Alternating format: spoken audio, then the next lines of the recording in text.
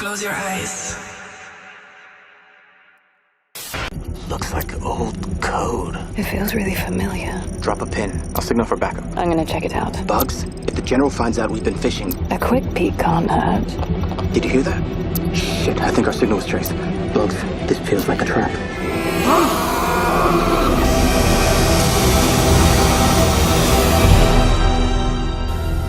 I'm going to hang up this phone, and then I'm going to show these people what you don't want them to see. This world is not what you think it is. This world is not what you think it is. Close your eyes. Let me tell you why you're here. You're here because you know something. What you know you can't explain, but you feel it. You felt it your entire life. That there's something wrong with the world. You don't know what it is, but it's there, like a splinter in your mind, driving you mad. It is this feeling that has brought you to me. Do you know what I'm talking about? The Matrix. Do you want to know what it is? The Matrix is everywhere. It is all around us. Even now, in this very room. You can see it when you look out your window or when you turn on your television. You can feel it when you go to work, when you go to church, when you pay your taxes. It is the world that has been pulled over your eyes to blind you from the truth. What truth? That you are a slave, Neo. Like everyone else, you were born into bondage, born into a prison that you cannot smell or taste or touch. A prison for your mind.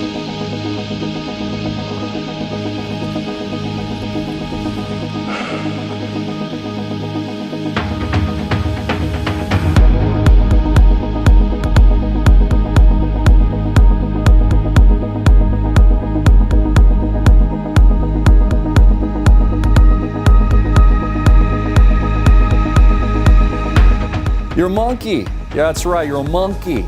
Ooh, ooh, ooh, ooh. According to the scientists, you know, scientism, the religion of atheists, you're a monkey. Yeah, you're no different from a monkey. You came from an ape. That's what they're telling us. In fact, there's a big story on Drudge Report today. There's a monkey skull that they allegedly found, and they say that that's where we came from. We're all monkeys. We're just a bunch of apes. And also, the scientific community says that we came from nothing. That's right. There was a blob of goo. It's kind of just like this muck of mud. They don't know where it came from. It wasn't alive. It was just kind of this gooey sludge stuff. It exploded randomly. It's magical. It was magic. It exploded and created this vast cellular universe of planets and stars and all of these ecosystems that, by the way, are completely and unarguably intelligently designed.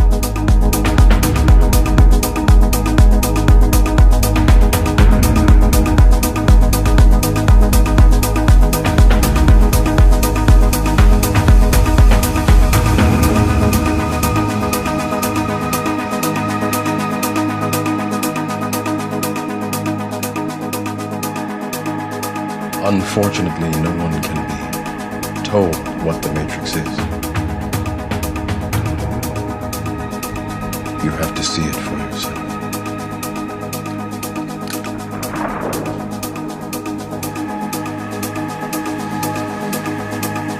This is your last chance. You're a monkey. Yeah, that's right, you're a monkey. Ooh, ooh, ooh, ooh. According to the scientists, you know, scientism, the religion of atheists, you're a monkey. Yeah, you're no different from a monkey. You came from an ape. That's what they're telling us.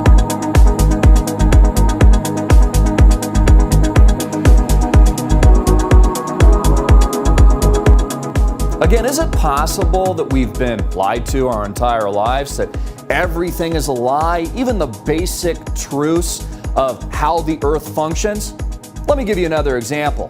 You know how they teach you in school while they're programming you and brainwashing you right after you come out of your mom's womb in the ward that makes up the public school system? They tell you about all the different layers of the planet Earth. They say it's a sphere, allegedly. And they say there's multiple layers, like a mantle, and then different layers of the planet, all the way to what they call a magma core, right? It's like a volcano down there. It's really red hot. It's what created the poles and all the magnetism of the North and South poles. How do they know that? Because they've never dug more than 8 miles into the Earth. Fact. So it's actually just conjecture. No one's been to the core of the Earth. No one's even gotten past 8 miles. So how do they know what's inside the planet itself? What I know, because again, you probably know tuning in as a critical thinker, is what I see with my own eyes is an incredible, amazing, beautiful, intelligent design. Whether or not it's the beautiful, intelligent design of human consciousness, thought, and self-awareness, or it is the beautiful design and consciousness of nature itself. In fact, if things weren't designed so perfectly and intricately, the way that they currently are, there would be no life. But isn't that the point of the secular religious ideology that makes up Darwinism, evolution, and all these various topics that they don't even allow you to have common discourse on? You know, what they're selling is this. You came from nothing. You are nothing. You're completely insignificant. You're a goo that exploded in an ape in a vast, endless, infinite universe spinning on a freaking ball at a little bit of a tilt with endless stars and other planets and things that we've never even seen before because no one's actually been there. In fact, all independent research of sending balloon satellites up into the sky show what? Flat horizon. The horizon actually rises with the eye of the viewer. You don't have to look down.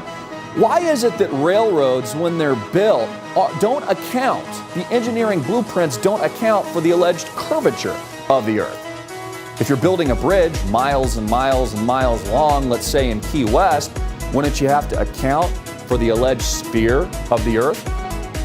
How come airplanes that fly crisscross around the country don't also have to account for aviation changes and altitude changes on the curvature of the Earth?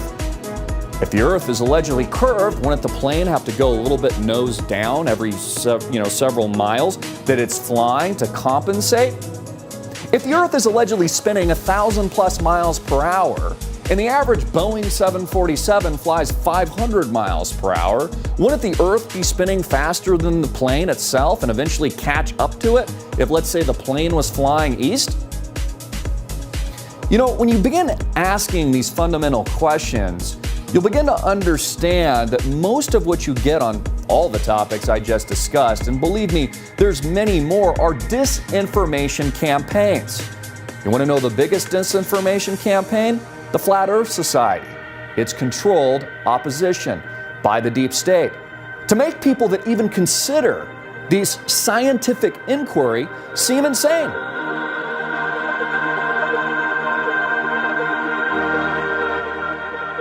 So what, we're just supposed to take NASA's word for it? I tell you what, one thing that NASA's done a great job of is collecting billions and billions of dollars from the American taxpayer slave. And all we got is one alleged moon landing, and we've never been back. But they're going to colonize Mars. That's what they're telling us. So we live in this world where the AI is taking over, and I'm just telling you to look into this stuff, folks. I'm not telling you to believe me. I'm not telling you to believe NASA. I'm telling you to critically think. How much in your life of your current reality do you just take for granted? Well, I don't know. I don't understand that math paradigm. I don't understand that blueprint or engineering, so I'm just not going to think about it and even try. There's someone else that understands this kind of thing. It's like the tax code today. It's so complicated that it reaches a certain point where you're like, well, I don't know, hands off. There's professionals that do this kinds of thing, right? It's not like the IRS would overcharge me or anything like that. See, it makes perfect sense. Confusion is the ally of the deep state. It's why they want your children's minds so early. They want to brainwash them as soon as possible. It's also why public schooling is free, and one of the first things your kid or student, really your inmate, is taught is the alleged spherical Earth. That again, Neil deGrasse Tyson says is more like a pear. He says it's heavier down at the bottom, like a big fat pear. That's what he says. Well, then why aren't all the images that I see allegedly from NASA not the shape of a pear? And all they do, instead of having intellectual scientific debate, right, critical thinking, all they do is belittle and launch their own misinformation campaigns. And they're lauded as the authority. Well, what if the authorities were wrong? What if their agenda was simply to control you, to make you believe that you're insignificant, that there is nothing else out there, and it's just you randomly on this blob of goo that transitions somehow, even though there's no fossils, from goo to a fish in the sea, to gills, to chimpanzees, to... I mean, this is the most ridiculous, idiotic theory I've ever heard in my entire life. Look at the dinosaurs. They tell us something different every single day. How they got here, when they left, how they became extinct. They didn't know before, and then now it's a comet. They don't know anything. Just like Pluto is no longer a planet, even though they said it was a planet not too long ago. They know absolutely nothing. They've dumbed down the American people to such a degree that they can't think for themselves. They're not thinking clearly, and they're not truly understanding their current reality. Again, I'm not saying that I know everything, because I certainly don't. I'm asking you to critically think. I'm asking you to think for yourself. Is the world a sphere? Is it a globe? Do you feel like you're moving on this planet? Because I don't. It seems pretty stationary. When I look at the horizon, it looks flat. In fact, they actually thought the world was flat for thousands of years before they came up with the theory that it was a sphere. So maybe it is flat. Maybe it isn't. Maybe this truly is the Truman Show, and we all live in a dome. Many ancient civilizations thought just that. And not only did these same ancient civilizations sacrifice thousands and millions of children to the gods, it's still being done here in the United States of America, under the authority of secret societies that really rule the world. Jeffrey Epstein, just one example, a convicted pedophile who got away with it. How many more of these scumbags are walking scot-free in Washington, D.C., in the depths of cities and countries all across the flat earth? I'm Christopher Green. Get this video out everywhere. Make it viral, hard-hitting it in your face.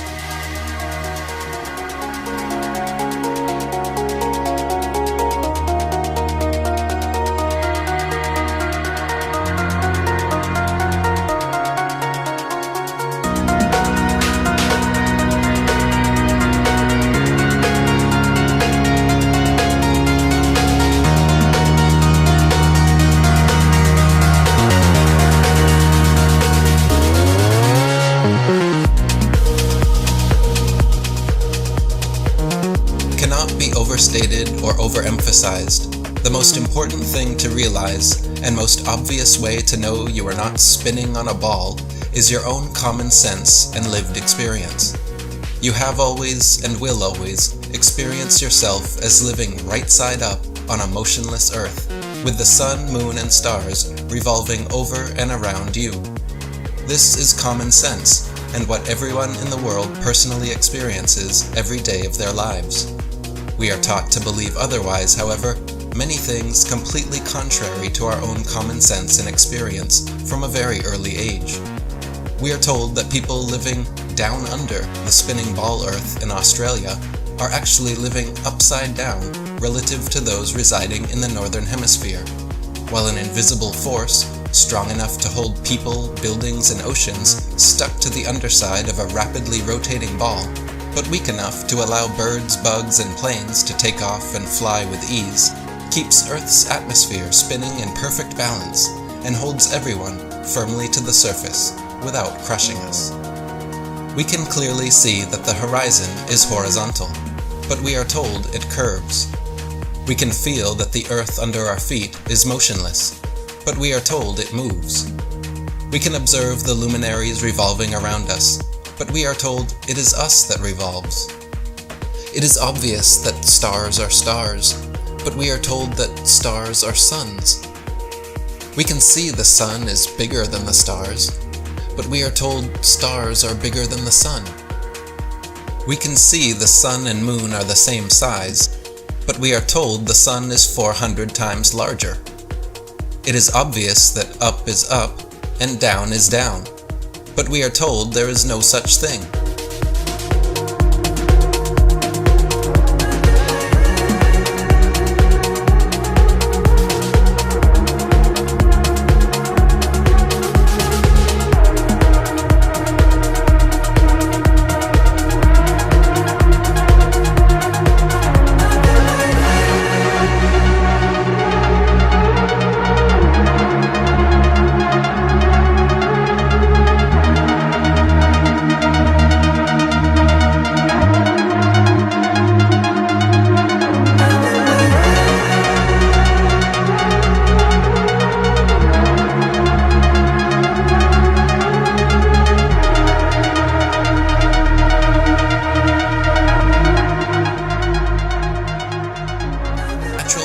Of water are that once contained and undisturbed, the surface will always remain horizontal. This fundamental physical property of water is why it has been used as a leveling tool by builders and engineers for millennia.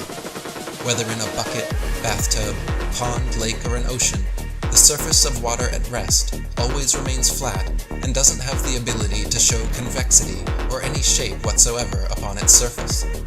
This fact is easily demonstrable and empirically verifiable, but completely at odds with what we are told about the globe.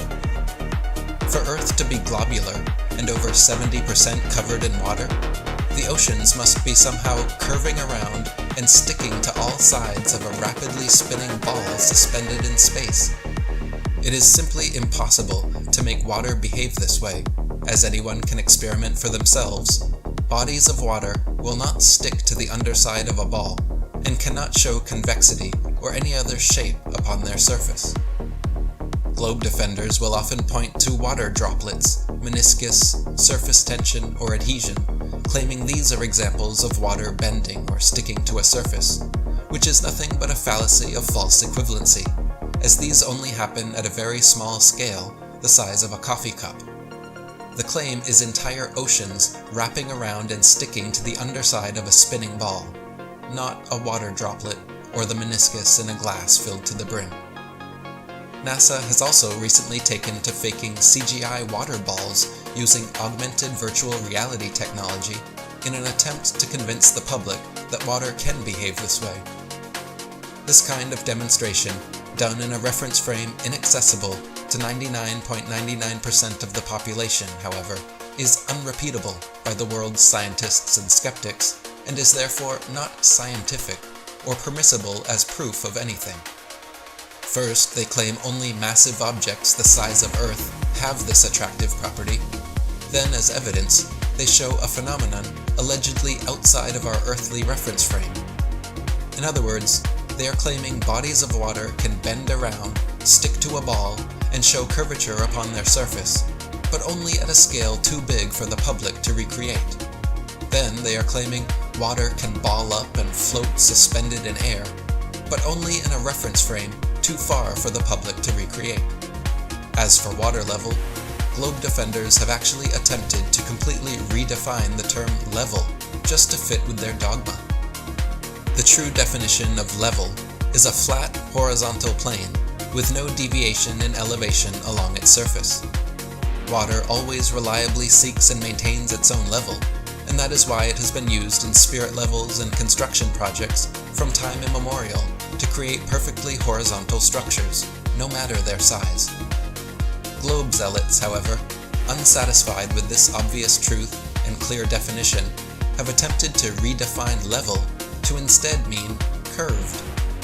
Their globe-friendly version of level means equal heights around a ball when measured from a central point. The fact of the matter is, however, that nobody has ever reached this hypothetical center point of the hypothetical Earth globe, so their redefined term cannot be tested or falsified. Until that day, rest assured there is good reason we call it sea level and not sea curve. How did I beat you? You're too fast. Do you believe that my being stronger or faster has anything to do with my muscles in this place?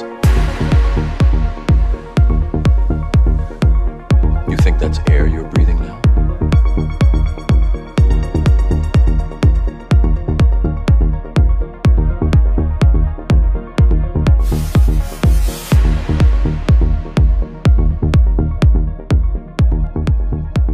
The mariner's compass is another precision instrument which can only work on a level plane Earth, and is an impossible and nonsensical tool for use on a globe. It simultaneously points north and south over a flat surface, and must be held flat to work, yet claims to be pinpointing two constantly moving geomagnetic poles at opposite ends of a spinning sphere originating from a hypothetical molten metal core. If compass needles were actually drawn to the north pole of a globe, the opposing south needle would actually be pointing up and off into outer space. Likewise, observers holding a compass in Antarctica would be at the bottom of the ball, so to show north, the needle would have to point down at their feet. If the so-called South Pole in Antarctica were truly the southern pole of a magnet, observers would be able to walk in a circle with their backs to the South Pole and have their compass needles show north being in front of them in every direction. This feat has never and will never be achieved because the so-called South Pole is simply an arbitrary point along the Antarctic ice marked with a red and white barbershop pole and topped with a little metal ball earth. The actual type of magnetism present on Earth is similar to a ring magnet found in loudspeakers, which have a central north pole, with the opposite south pole being all points along the outer circumference. This perfectly describes the magnetism of our flat Earth, whereas the alleged source of magnetism in the globe model is emitted from a hypothetical molten magnetic core in the center of the ball, which they claim conveniently causes both poles to constantly move, and thus forever evade independent verification at their two ceremonial poles.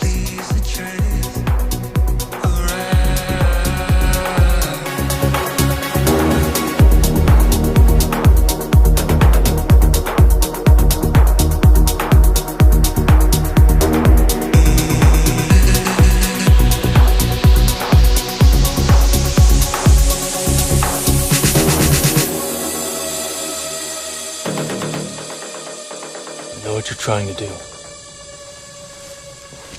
I'm trying to free your mind, Neo.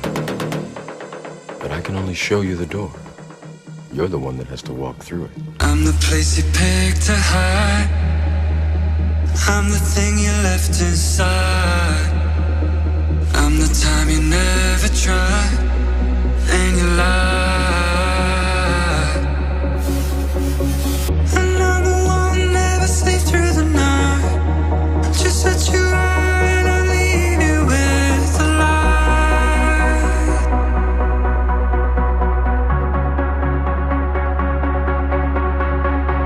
And I'm the one who won't sleep through the night. Just set you right and I'll leave you with the light.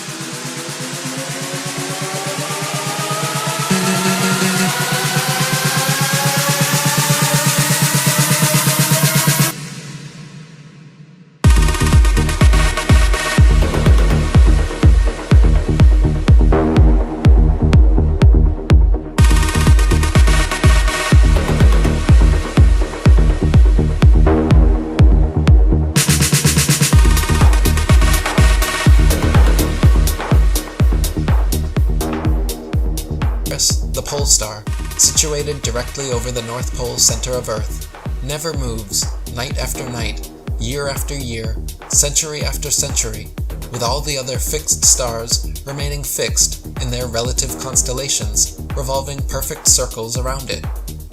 Such circular star trails around an unmoving pole star, seen in time-lapse photos, prove that it is the stars themselves moving and not the Earth.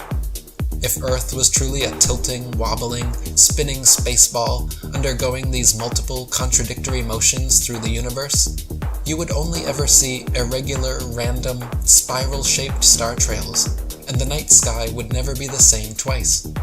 It would be impossible for constellations to exist whatsoever if Earth was truly performing all these various theoretical motions.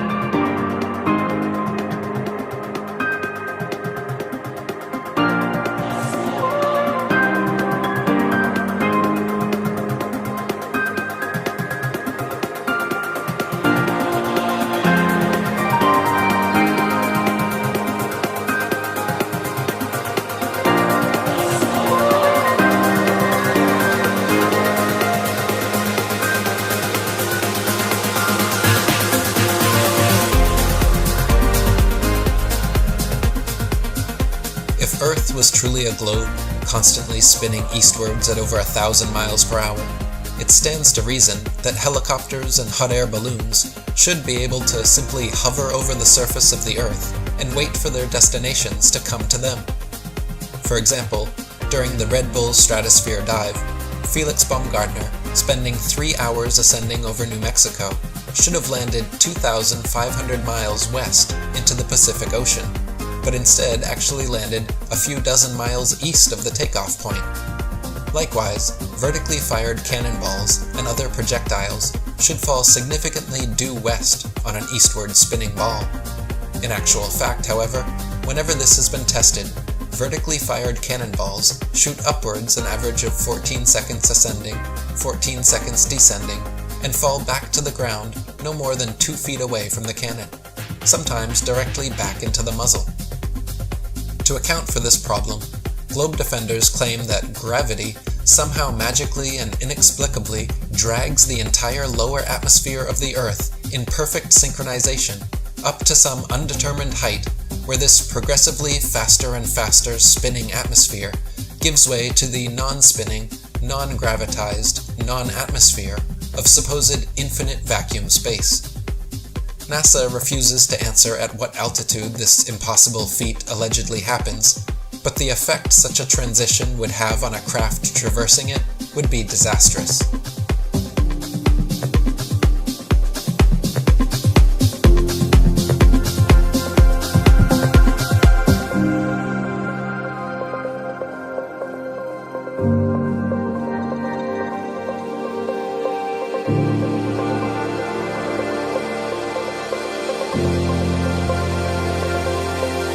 It's a miracle.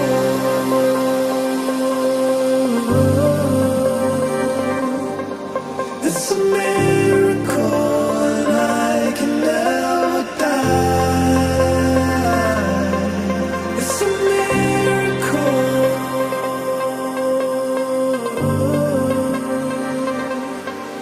It's a miracle, and I can never die. As stated by Flat Earth author David Wardlaw Scott, with the modern astronomer, there is theoretically neither up nor down, though his experience belies his assertion every time he looks up to the heavens or down to the ground. Such aberration of intellect is really to be pitied. The 3rd century philosopher Lactantius was similarly perturbed about the idea, stating, "A sphere where people on the other side live with their feet above their heads, where rain, snow, and hail fall upwards, where trees and crops grow upside down, and the sky is lower than the ground? The ancient wonder of the hanging gardens of Babylon dwindle into nothing in comparison to the fields, seas, towns, and mountains that pagan philosophers believe to be hanging from the earth without support. Truly, the idea that people are standing, ships are sailing, and planes are flying upside down on certain parts of Earth, while others are tilted at 90 degrees and all other impossible angles, is utter absurdity and an affront to common sense. In fact, common sense is the first casualty of globe belief. No child or unindoctrinated man would ever conclude or even conceive, if given to their own devices, based on their own personal observations, that Earth was a spinning ball revolving around the sun. When children are indoctrinated from a very early age to abandon their common sense and lived experience of a geocentric plain Earth in favor of this nonsensical, heliocentric globe model taught in schools, a schism occurs in their psyche. No longer can they trust their own senses and experience, and instead must trust information completely contrary to it, taught by supposed experts and authority figures who insist their version of reality is correct. When children see that every adult around them believes wholeheartedly in the spinning globe, and hear that only our ignorant, unscientific ancestors believed otherwise, they readily abandon the empirical evidence of their senses and adopt the prevailing nonsensical model. As stated by Flat Earth author E. Eschini, the one thing the fable of the revolving Earth has done, it has shown the terrible power of a lie. A lie has the power to make a man a mental slave, so that he dares not back the evidence of his own senses, to deny the plain and obvious movement of the sun he sees before him. When he feels himself standing on an earth utterly devoid of motion, at the suggestion of someone else, he is prepared to accept that he is spinning furiously round. When he sees a bird flying and gaining over the ground, he is prepared to believe that the ground is really traveling a great number of times faster than the bird. And finally, in order to uphold the imagination of a madman, he is prepared to accuse his maker of forming him a sensiferous lie.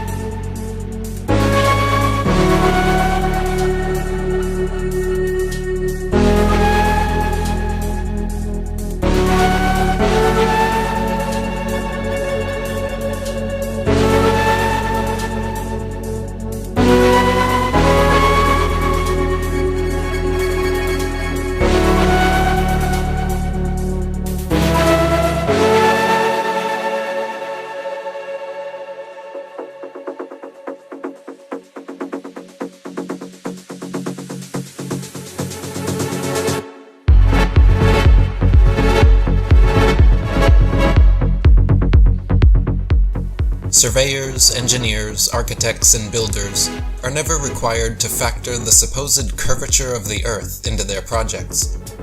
Plumb bobs are used to establish plumb vertical datums, with spirit levels then used to establish horizontal datums and lay flat foundations across great expanses. If Earth was actually a globe of given proportions, builders would find themselves constantly deviating from both their established vertical and horizontal datum lines.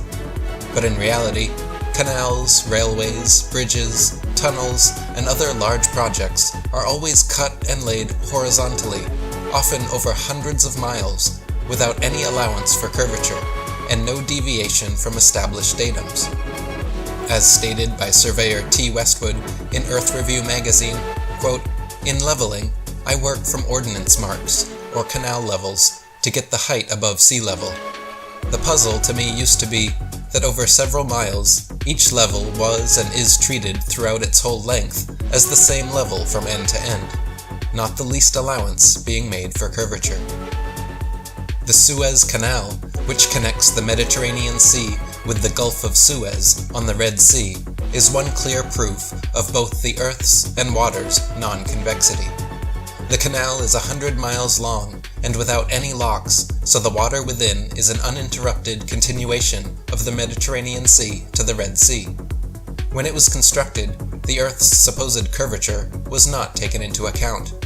It was dug along a horizontal datum line 26 feet below sea level, passing through several lakes from one sea to the other, with the datum line and the water's surface running perfectly parallel over the 100 miles. Another good example is the Dunyang-Kunshan Bridge, the longest bridge in the world, just over 102 miles long, which runs parallel to the Yangtze River and connects the Shanghai and Nanjing provinces. This bridge is approximately the same length as the Suez Canal, and was also built without factoring the alleged curvature of the Earth. If Earth was actually a globe 24,900 miles in circumference, spherical trigonometry dictates that the center of both the Suez Canal and the Dunyang-Kunshan Bridge would bulge over 1,666 feet higher than either end. Engineer W. Winkler was published in the Earth Review regarding the Earth's supposed curvature, stating, "As an engineer of many years' standing, I saw that this absurd allowance is only permitted in school books. No engineer would dream of allowing anything of the kind. I have projected many miles of railways and many more of canals, and the allowance has not even been thought of, much less allowed for. This allowance for curvature means this, that it is 8 inches for the first mile of a canal, and increasing at the ratio by the square of the distance in miles. Thus, a small navigable canal for boats, say 30 miles long, will have, by the above rule, an allowance for curvature of 600 feet. Think of that, and then please credit engineers as not being quite such fools. Nothing of the sort is allowed. We no more think of allowing 600 feet for a line of 30 miles of railway or canal than of wasting our time trying to square the circle." Railroads are another example of large-scale construction projects spanning hundreds or even thousands of miles, working from an established datum line and without deviating for the entire length. The Manchester Ship Canal Company, in an official statement published in Earth Review magazine, confirmed, quote, "It is customary in railway and canal constructions for all levels to be referred to a datum, which is nominally horizontal, and is so shown on all sections. It is not the practice in laying out public works to make allowances for the curvature of the Earth."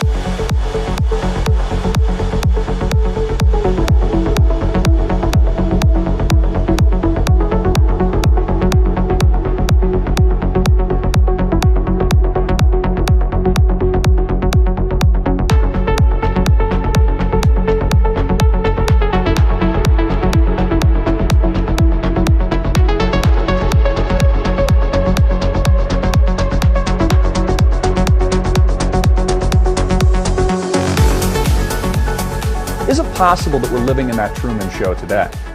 We're living on the flat Earth with the dome, the firmament. As we start to look around us, we start to wake up, our eyes open, maybe that third eye opens, we start to understand, wow, this isn't what I thought it was. Maybe instead of being a worthless blob of goo that came from nothing and then developing into apes that were oohing and aahing and then eating bananas like a bunch of idiots, maybe instead of that, we actually are the center of the universe. Maybe we are special. In fact, maybe there is unbelievable evidence of creation. But the government has decided to hide that from you. Why?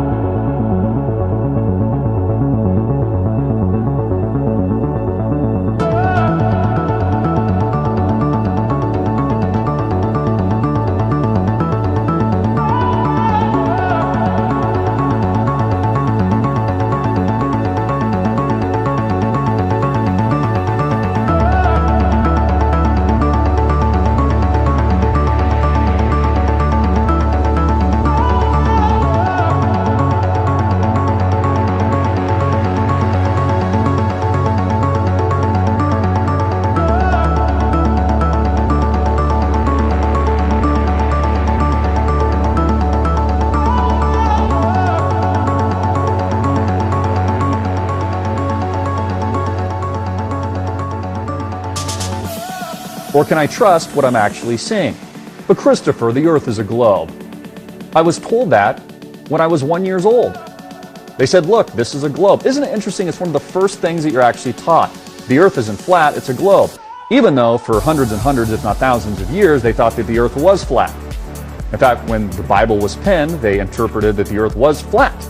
It actually says in Genesis, the actual word of God, says that a firmament was created, which was the heavens, and below that was the earth and the landmass and the water, and above that was another body of water. But a lot of people miss it. Oh, but Christopher, we have all these images of outer space that show that the earth is a sphere. Really? Where do the images come from? NASA.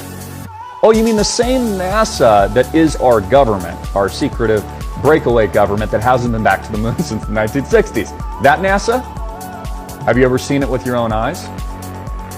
Oh, no, Christopher, but pilots, they'll tell us that the earth is a sphere. If they have high enough altitude, they can see it's a sphere. Okay, well then how come none of the electronics account for curvature of the earth when you're flying a plane?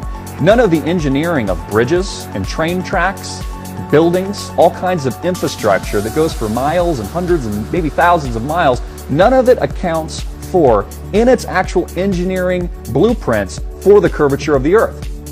I mean, if I was building a giant bridge in Key West for hundreds of miles, wouldn't I have to account for the curve?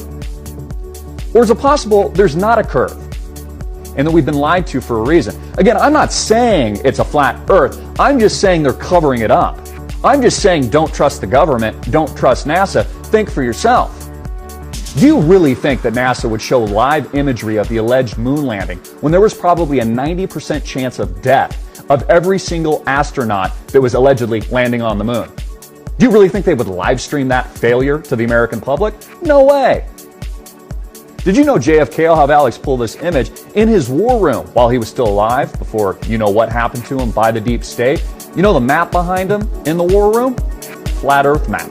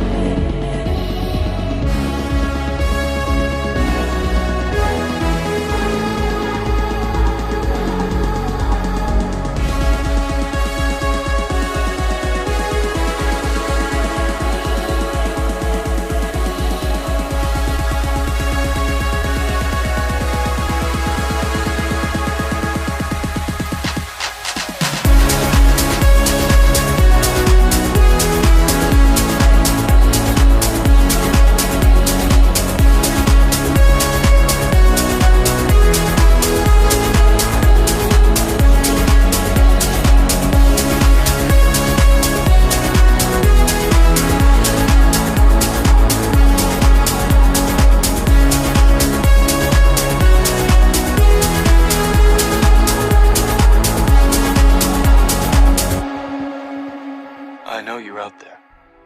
I can feel you now. I know that you're afraid. You're afraid of us. You're afraid of change. I don't know the future. I didn't come here to tell you how this is going to end. I came here to tell you how it's going to begin. I'm going to hang up this phone, and then I'm going to show these people what you don't want them to see. I'm going to show them a world without you. A world without rules and controls, without borders or boundaries. A world where anything is possible.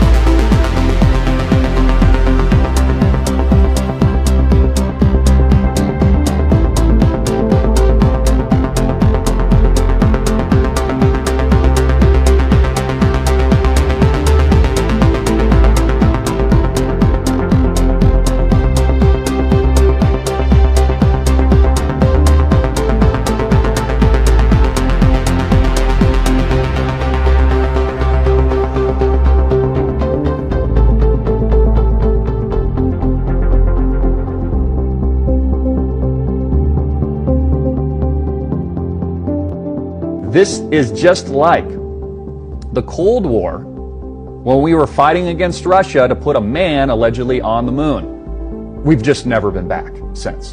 And they lost all the moon landing footage. I mean, does that make any sense to you guys at all? Why, like, seriously, answer that question. We haven't been back? Don't you think it'd be a good idea that we go back there just to kind of check things out? Aren't there things to learn on the moon? So what are they hiding from us? I go back to the Antarctic Treaty, where every country in the world, all the major superpowers, have a treaty that it's been in place for longer than 50 years, I think it is, which basically prevents any civilian from going to the Antarctic area. Why is that? Are you familiar with any other treaty that's actually sustained the test of time for that long without being broken and there being an eventual war? So what's the motive for that treaty? Is it possible that we're living in that Truman Show today? We're living on the flat earth with the dome, the firmament. As we start to look around us, we start to wake up, our eyes open, maybe that third eye opens, we start to understand, wow, this isn't what I thought it was. Maybe instead of being a worthless blob of goo that came from nothing and then developing into apes that were oohing and ahhing and then eating bananas like a bunch of idiots, maybe instead of that, we actually are the center of the universe. Maybe we are special. In fact, maybe there is unbelievable evidence of creation. But the government has decided to hide that from you. Why? Why is there so much misinformation? Why is there a giant disinformation campaign going on right now when it comes to things like flat earth? Why are people being hired by like Disney, Walt Disney, you know, the mainstream media giants, so that huge YouTubers like Logan Paul and others can discredit it? If it's such a ridiculous idea and a conspiracy theory, then why do they need to discredit it? Why do they need to censor it? More importantly, filter through search results now, you can't even find critical thinking and information on this topic.